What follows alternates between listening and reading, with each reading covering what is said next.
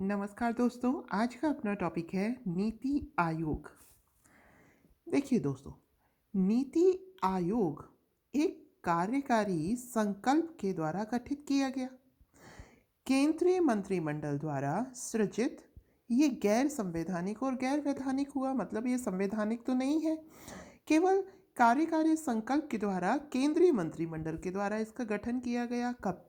1 जनवरी 2015 को ये अस्तित्व में आया। अच्छा, इसका गठन किस लिए किया गया?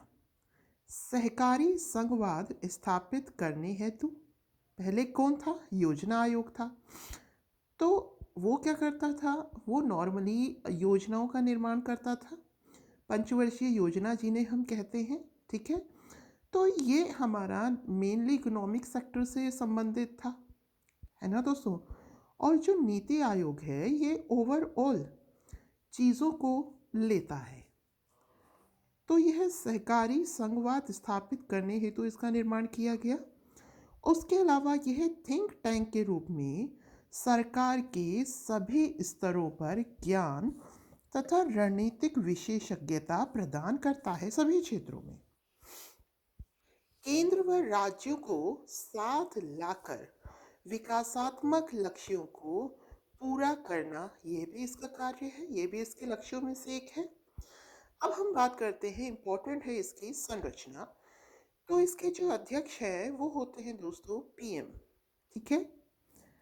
अब बात करते हैं शासकीय परिषदों की। तो इसकी शासकीय परिषद जो होती है, इसमें कौन कौन होते हैं? तो ये शासकीय परिषद है। तो शासक से ध्यान रखिएगा कि सभी राज्यों के सीएम, यूनियन टेरिटरी जिसमें विधानसभा सभा है उसके सीएम, उसके अलावा जिनमें विधानसभा नहीं है वहाँ के दोस्तों उपराज्यपाल। क्षेत्रीय परिषद की बात करते हैं तो क्षेत्रीय परिषदें इसमें है। इसमें कौन होता है दोस्तों? पीएम तो होंगे ही होंगे, राज्यों के सीएम, ठीक है, और यूटी के उपराज्यपाल। क्षेत्रीय परिषदों में हमने देखा था जब हमने लास्ट पढ़ा था अंतर्राज्यीय परिषद और क्षेत्रीय परिषद, हम ऑलरेडी एक वीडियो बना चुके हैं इस पर। विशिष्ट आमंत्रित सदस्य, पीएम जिनको नामित करता है, ठीक है, वो संबंधित क्षेत्र में विशेष ज्ञान व योग्यता रखते हैं। पूर्णकालिक सांगठनिक ढांचे की हम बात करते हैं तो पूर्णकालिक जो सांगठनिक ढांचा है उसमें होते हैं दोस्तों उपाध्यक्ष, जो कि पीएम द्वारा नियुक्त कैबिनेट रैंक का मंत्री होता है। उपाध्यक्ष याद रखिएगा। सदस्य कोई राज्य मंत्री हो सकता है। अंशकालिक जो सदस्य होते हैं वो 2 प्रमुख विश्वविद्यालय शोध संगठनों के सदस्य होते हैं, मतलब उनमें से कोई सदस्य को लिया जाता है, ठीक है। अंशकालिक। पदेन सदस्यों की अगर हम बात करें तो पीएम द्वारा नामित मंत्री परिषद के 4 सदस्य पदेन सदस्य के रूप में लिए जाते हैं। मंत्री परिषद के 4 सदस्य याद रखिएगा। पदेन सदस्य कौन है? मंत्री परिषद के 4 सदस्य जिनको कि पीएम नामित करे।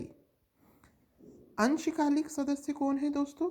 ये जो भी प्रमुख विश्वविद्यालय है या कोई भी जो शोध संगठन है वहाँ से 2 लोगों को लिया जाता है जो कि होते हैं अंशकालिक। उपाध्यक्ष पीएम द्वारा नियुक्त कैबिनेट रैंक का मंत्री होता है। सदस्य जो है वो राज्य मंत्री होता है।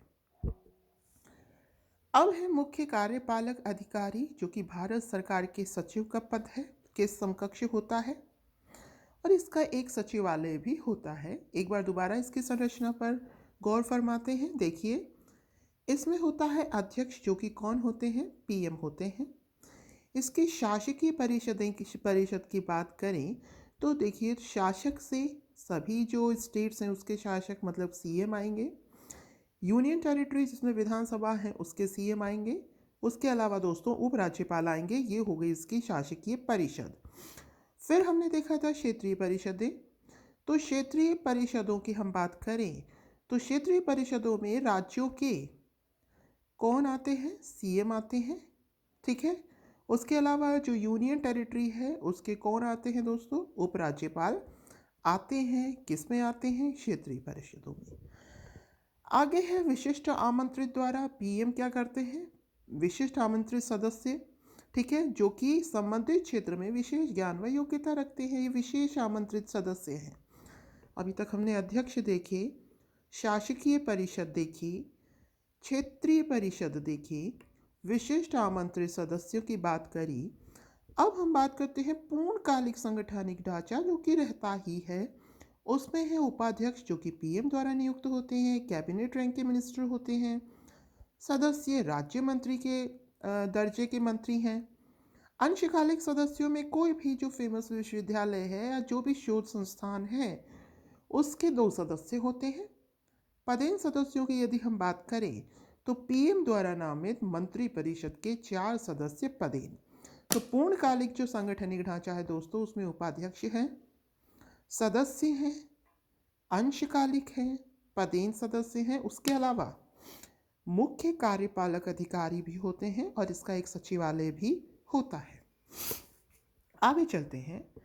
अब देखते हैं हम कि नीति आयोग की विशेषज्ञता प्राप्त शाखाएं कौन कौन सी हैं। तो इसके तहत आती है दोस्तों शोध शाखा, परामर्शदात्री शाखा, टीम इंडिया शाखा। तो शोध शाखा जो शोध का कार्य करेगी, परामर्शदात्री शाखा परामर्श प्रदान करेगी, टीम इंडिया शाखा ये राज्य और मंत्रालय का प्रतिनिधित्व करेगी। ठीक है दोस्तों, राज्यों का और मंत्रालयों का प्रतिनिधित्व करेगी। अब हम बात करते हैं कि इसका गठन क्यों किया गया था नीति आयोग का। तो देखिए, राज्यों की सक्रिय सहभागिता से राष्ट्र का विकास करना, वही बात है, हमें राज्यों को इंक्लूड करते हुए अपनी कंट्री की ग्रोथ पर कंसिडर करना होगा। आर्थिक प्रगति से लाभान्वित ना होने वाले वर्गों का विशेष ध्यान रखना, मतलब जो इकोनॉमिकली वीक हैं, जिनको कि सभी सुविधाएं प्राप्त नहीं हो रही हैं, उनका विशेष रूप से ध्यान रखा जाना। शैक्षिक एवं नीतिगत शोध संस्थानों के बीच साझेदारी को बढ़ाना, मतलब कि शैक्षिक और नीतिगत शोध संस्थान जो हैं उनके बीच में कोऑर्डिनेशन को बढ़ाया जाए, जिससे कि पॉजिटिव रिजल्ट्स प्राप्त हों।